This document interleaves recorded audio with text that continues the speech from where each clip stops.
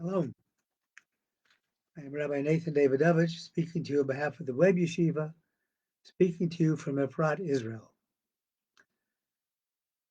I'm going to talk about one little aspect of this week's Torah reading, Parsha Pinchas. And this is the time when uh, Moshe Rabbeinu, Moses, asks God to appoint a successor to him. And the way that the request is made and the answer of God teaches us some very important lessons about the qualities that we should look for in a leader, whether it's a leader of a country, a state, a city, a community, a synagogue, a family. What are the qualities of somebody who's going to be a leader? So let's look at first of all, what the Torah says specifically. Moshe asks God as follows. He says, Yivkor Hashem uh,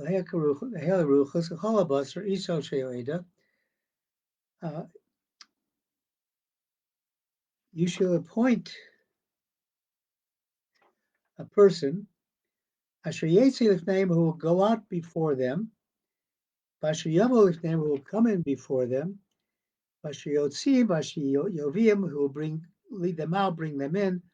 Lo si adas Hashem katzon asher ein lahem roeh.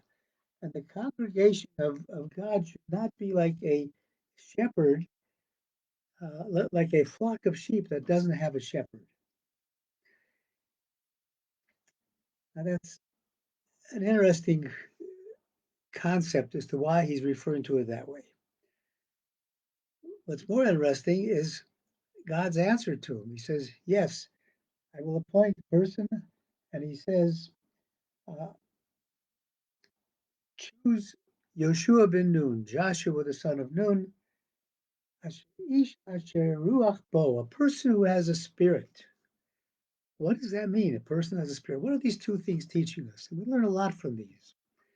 So first of all, when we talk about a shepherd, Rabbi Shia Twersky of blessed memory, Dr. Abraham Twersky, quotes the Maggid of Vilna, who says that there are two kinds of shepherds. There's a shepherd who's minding his own flock, and there's a shepherd who is being paid to take care of somebody else's flock. But what is the common denominator between these two kinds of shepherds? Both of them, first of all, the one who's minding his own flock wants the flocks to thrive, be well nourished, because he'll make money off of it. Similarly, the one who's guarding somebody else's flock wants the flock to thrive because if he does a good job, he'll get more work. Those are selfish reasons. None of those types of shepherds are caring for the sheep in an altruistic way, in a way that doesn't give them any self-benefit.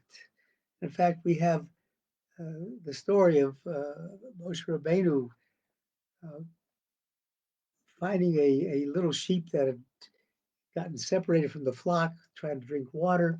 He picked it up in his arms and carried it back. He had care for the sheep. So he's looking for somebody who will be a shepherd for the people, not for himself. And somebody who's interested in the welfare of the people he's being a leader of, uh, not for any personal situations. Then, what does it mean that uh, God said, choose a person in whom there is a spirit, Yeshbo Ruach? Everybody has a spirit. What's he talking about? So the Netziv, the from Naphtali Tzvi Yehuda Berlin, he says what this means. He says, "Rucha hayinu datu ome b'fnei atzmo ואין במשך אחר תהיה רצונית להנat atzmo ol acherim. He says a man, what this means, a man who there is spirit, means he's independent in his views. He's not beholden to somebody else. He's not drawn after his own pleasure or after that of others, but he's doing what is right because it is right. The author of the Varduk explains that every human being is comprised of both a body and a spirit. And the body represents all of the physical, material desires that a person wants, some good, some bad. But the spirit is the higher force that tries to direct a person away from self gratification to be devoted to a higher goal in his life. And the constant battle of these two is what occupies many people. It says what we need for a leader is somebody who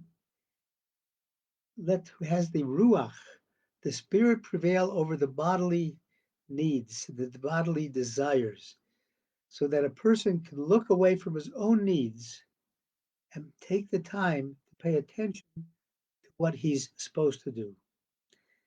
And Rabbi Twersky points out that a person who is preoccupied with his own needs cannot fully empathize with others. And he relates a story of his great grandfather, Rabbi Mordechai Dov Hornsteipel, who went through a very painful medical procedure without uttering a sound. And the doctor was amazed. And the doctor says, how could you be so stoic and not react to the pain that obviously was being inflicted upon you? And his answer was, if I can withstand the pain I experience when someone comes to me for help with a problem and I can't help him, I can certainly withstand this pain. The concept of empathy, the concept of being able to feel those that you are leading, to feel their problems, that is an important quality of a leader, as is the quality of a shepherd whose job is not only to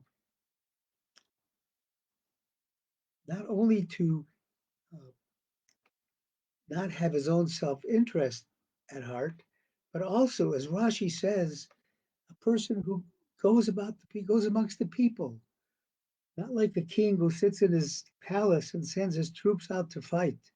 No, a true shepherd is one who's with the people. A true leader is one who is with the people. You're not just sitting in your ivory tower, as Rav Shlomo Carlebach used to say. He says, it's very important for those who are doing kiruv, trying to bring Jews closer to Yiddishkeit, to not just sit in their synagogue offices and expect it to happen. They should go out to the bars where the young people hang out, to the streets where the young people hang out, to the places where there are people who can really truly be reached by somebody with spirituality.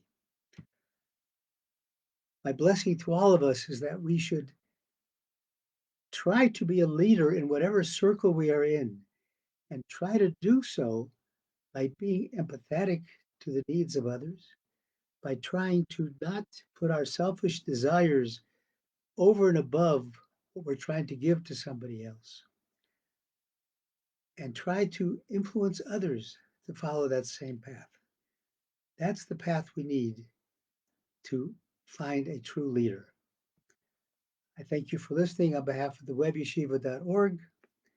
I wish everybody a wonderful Shabbat, and God willing, we'll talk to you next week. Shabbat Shalom.